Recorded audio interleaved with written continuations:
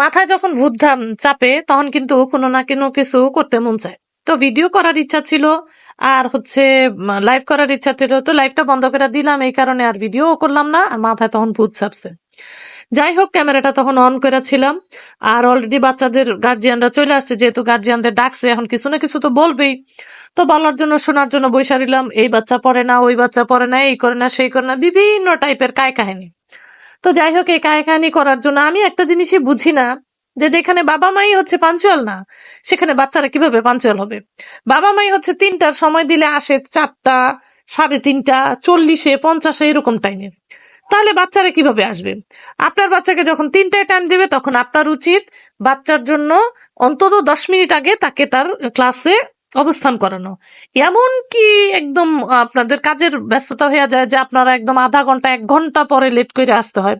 তারপর এক একজন ঢাকাশহরে গাড়িওয়ালা বাড়িওয়ালা, সব গাড়ির ভিড় আর সব বাড়ির ভিড়, মানে গাড়ির ভিড়ের জন্য নিচে দাঁড়ানো যায় না। তার মধ্যেও দেখা গেছে এক একজন, আমি তো বোর হয়ে গেছি, এখন গার্জিয়ান আসে না, আমার কি করার? আমি তো ঠিক টাইমে চলে গেছি, যাই দেখি ও মা আধা ঘন্টা হয়ে গেছে। তারপরে আমি কি করছি, এখন নিজে ভিডিও করা শুরু করছি। তখন চিন্তা করলাম যে লাল নীল বেগুনিওয়ালা আইতেছে, তো লাল নীল বেগুনিওয়ালা করে দেখতেছি, এর মধ্যে একটা পার্লার সামনে, তার মধ্যে দাঁড়ায় গেলাম। তো পার্লার যখন দাঁড়াইলাম, ওইখানে দেখলাম যে এক মেয়ে, তার চুল হচ্ছে গোলাপি, আরেক মেয়ের চুল হচ্ছে বেগুনি। তো চিন্তা করলাম ওরা কি এটা রং করছে? পরে দেখি যে না, ওরা এটা রং করে নাই। আমার ভালো করে খেয়াল করে দেখলাম যে আমি চশমা ছাড়া চা খাইতেছি আর তাদের দিকে তাকাই আছি। পরে চিন্তা করলাম যে চশমাটা লাগাই ভালো করে দেখি। তো চশমাটা লাগাই যখন দেখলাম, তখন বুঝলাম যে আসলে ওরা পরচুলা লাগাইছে। একজনে গোলাপি লাগাইছে ড্রেসের সাথে ম্যাচিং করে, আরেকজনে বেগুনি লাগাইছে, তার ড্রেস কালো। অলরেডি দুজনের ড্রেসও খুবই অল্টারনেটিভ।